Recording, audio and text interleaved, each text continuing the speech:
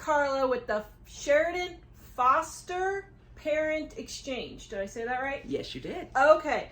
So today we're doing a short video showing this because one of our things is we love to help kids and women in trouble. And the Foster Parent Exchange helps with the physical needs of kids and their supporting families with diapers and clothes and shoes and all those necessities. And today we're going to talk about Carla's program because it is super cool. And you started this on your own, didn't you? Yes, we did. I mean, just out of the blue one time. Well, I got a child that had entered foster care who came to live with me. This was on New Year's Eve of 2012. And she came with a small Walmart sack of clothing. And that was it. And so we went to Walmart on New Year's Eve and I spent $300 and I still didn't know if I had everything. And I thought there's got to be an easier way. She was upset. She had just been taken from her parents and now we're at Walmart, you know, and I love Walmart. They're great to us, but it was overwhelming. Yeah. So figuring out what every single thing you need for a kid who's just been dropped into your lap literally that night. And then you have to go through and figure out everything they need just to get through, you know, the next 24 hours even. Right, because she came with a small Walmart sack of clothes, and if you come out of a house with a drug situation like methamphetamine that has a methamphetamine lab, you can't use those things. Yeah. And so none of that stuff is usable. They have to get out of those clothes. Yeah, I didn't even think about that. Yeah. Wow. And so normally, by the time that they get to a foster parent, they've seen their parent arrested. Mm-hmm. They have had sometimes hair follicle testing. Then they have to go to the foster parent's house and be taken out of those clothes. Those clothes have to be bagged up, put aside, and then what are you going to put them in? Yeah. Especially if you have other kids at home, you can't necessarily go to the store. And we're 24 hours a day, 7 days a week here. Oh my goodness. Yeah. Wow. So tell me, how does your program work and what are the kinds of things that you supply for the kids? So, well, and it's not just the kids. Right. It's the foster parents also that need help. Yes. Okay, so tell me what you guys supply and that type of thing. So when a kiddo enters care, usually Department of Family Services contacts us if it's foster care. We also have worked with law enforcement and firefighters if there's a situation where a child's involved. Like we had a trailer house in Sheridan that caught fire probably like a year and a half ago. And there was 5 kids. Mm-hmm. And so we went out there right away and met with the police officer and brought clothes for the kids. So we do more than just foster now. But normally we do a week's worth of clothes, socks, pajamas, underwear, hygiene kit, and toys. Tell me about these cool bags. I thought this was the most... Now this is how the world should work. I was just like, why do more places not do this? So tell about this bag because this is the coolest thing. So we used to give an IKEA bag, which is a crackly, big trough-like bag, but it fit all of our stuff. So that's what we used to do. I had a foster mama who was raising her younger brother, and she went through a program called Lanyap, which is here in town. And they teach people to have a sustainable income with benefits. And so I asked her, I said, and it's a sewing program primarily, but it's a job skills program as well. And we asked them if they could make this type of bag. And so here we are. They make these. People can sponsor them for us for $35 a piece. And the kid can have this permanently. Oh, nice. So I don't think what you explained was that they actually make the bags for an income. And then you guys get the bags from them. So you guys are working together. These people are learning skills. Yes. Right? Okay, so tell just a little bit more about that. So they're learning skills at this program called Lanyap. They also teach them financial skills. They teach them job interview skills. They teach them meal planning. They teach them customer service, you know, and community service, give back. And then they help them get a job with a sustainable living wage with benefits. That is just great. I mean, I think that's great. It's So an then you guys program. get the bags to use. Yes. Okay, what do you put in? Now, they get these bags usually when they first come to the foster parent, right? Yes. Okay. Usually within the first 2 to 4 hours, but usually I'm quicker than that. You're on the ball. This is called a warmie. Okay. And you heat these in the microwave and they smell of lavender. So they're really calming for the kids. People can donate these for us at Roosters. They have small ones, they have large ones. And they have a display there for us. Usually we have handmade quilts that are made for each of the kiddos. So where do the quilts come from? Different people donate them throughout the community. A lot of church groups make them for us. The Claremont Women's Club, and then our volunteer Carrie makes beautiful ones like this that she just donated today.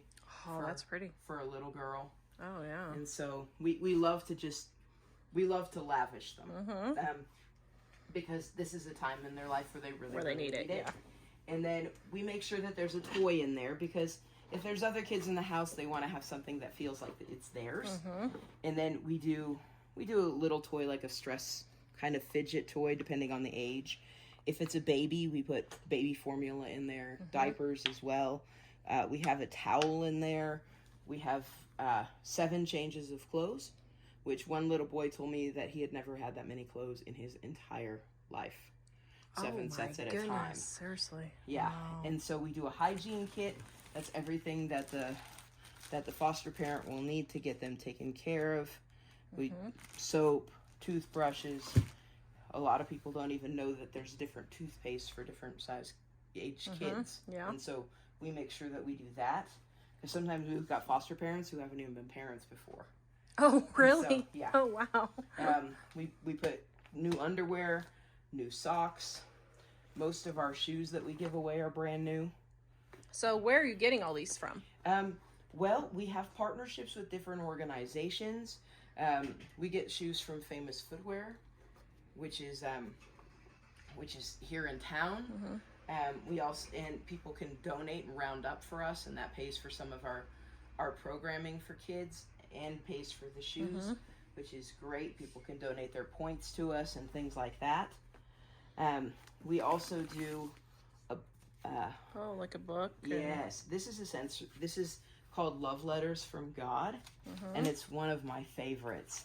So there's 2 different ones. There's more of a girl one and there's more of a boy one, and it's got a scripture here, a story here, and then like this is a love letter. So it would say like, "Dear Tara, don't you think it's wonderful how that little girl kept her faith in me and shared it with others? I bet no one in Naaman's house thought a servant girl was important, but she became priceless to Naaman. And here's a little secret. It doesn't matter whether your job is to clean houses or command an army.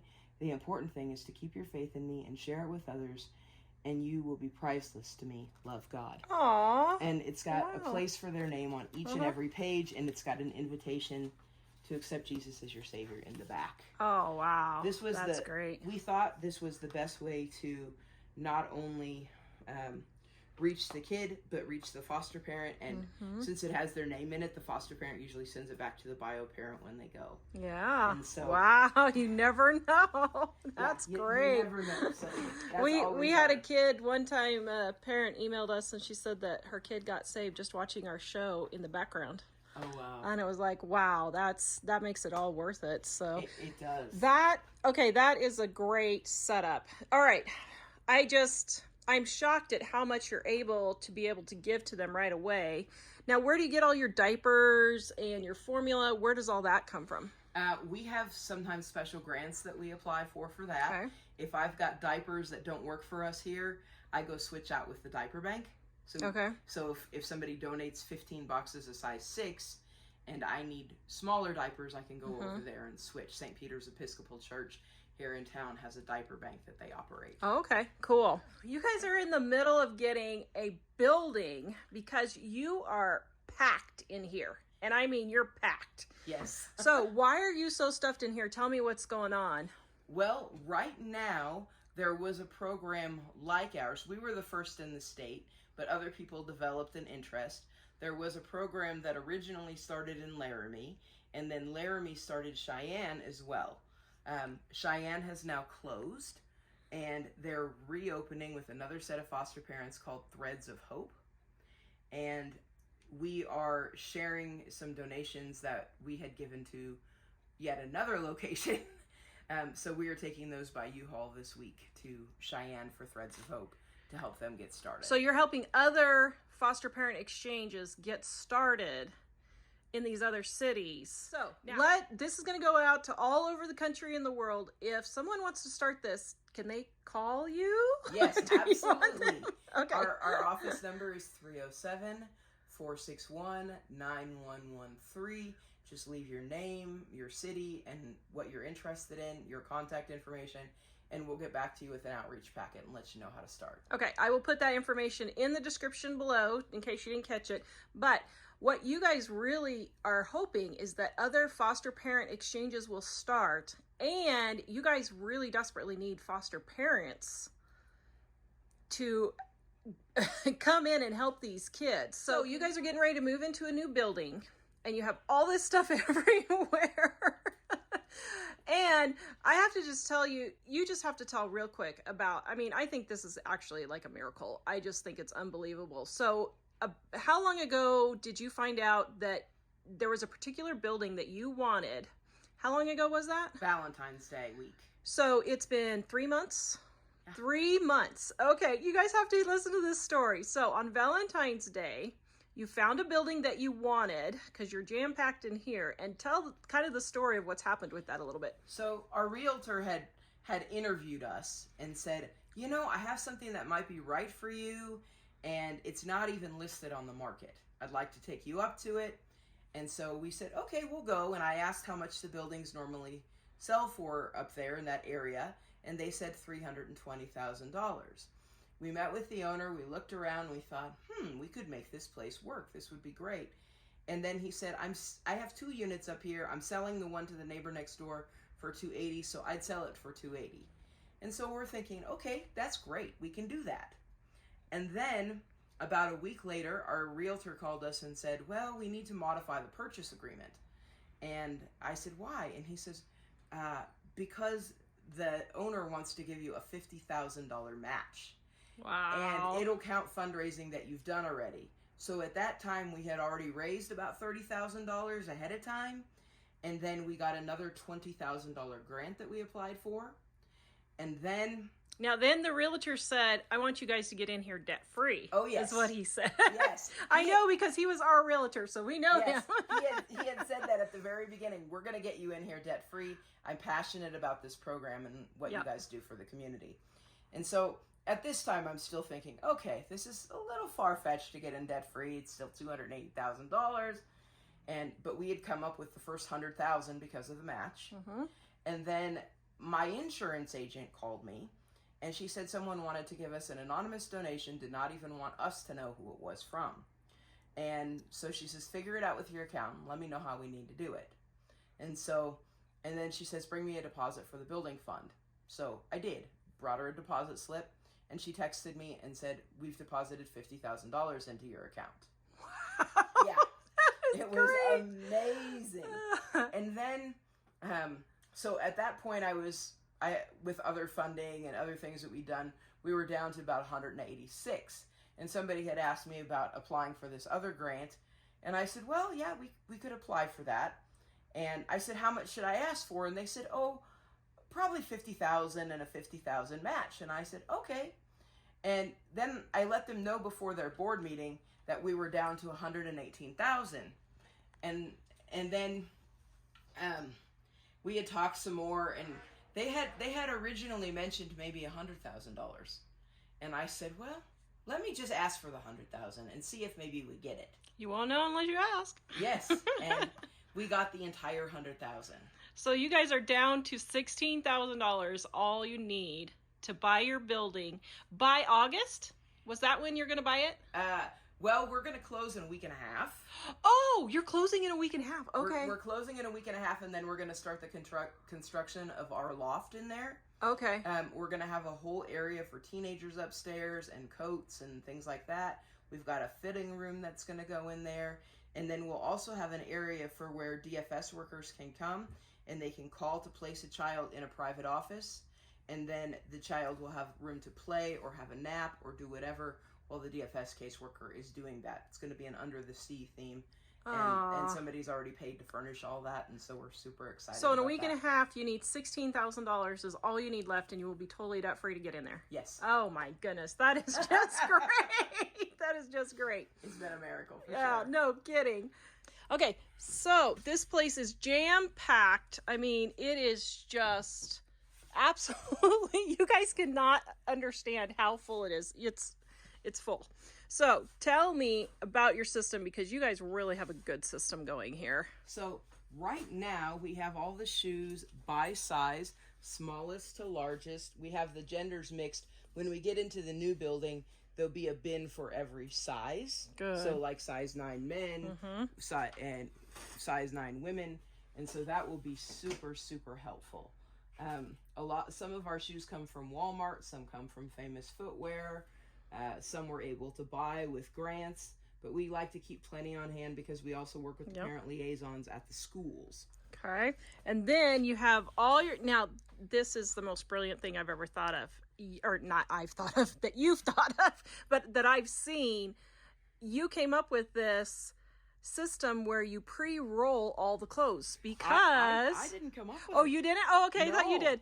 Well, we pre-rolled the clothes, but our amazing volunteer that's been here for about 4 years says, let's make this easier and put them into outfits so you can just grab it. Because in the middle of the night, you were having to come over and try and put outfits together. Absolutely. And our amazing volunteer, Carrie, said, let's just roll them up into outfits. And so she's been tirelessly working on this for months now. So you can see over here how they just pick them together, get the right sizes, and then you just roll them up and you've got a little pack. You have to match them up. Yep. Oh my goodness. It's so brilliant. Because I never thought about in the middle of the night at 2 o'clock in the morning. I'm half asleep. You're half asleep. How you're going to pick all this stuff out and all that. And I see all of the backpacks. Oh, Yes. wow.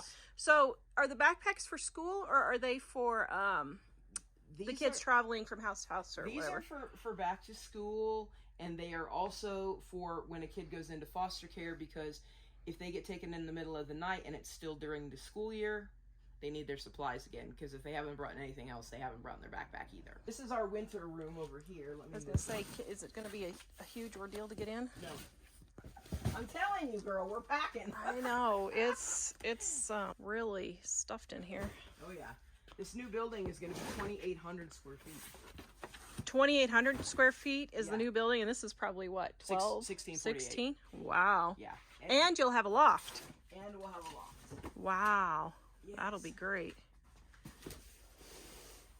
So I will take you into this is Okay. our winter room. We've got everything up Because here. we're in Wyoming, guys. So, Yeah. you know. Definitely need a winter room. Wow. Our volunteer, Carrie, who's been here for 3 to 4 years now, she's been here forever, it seems, bought these great little tags, and so we have everything by size.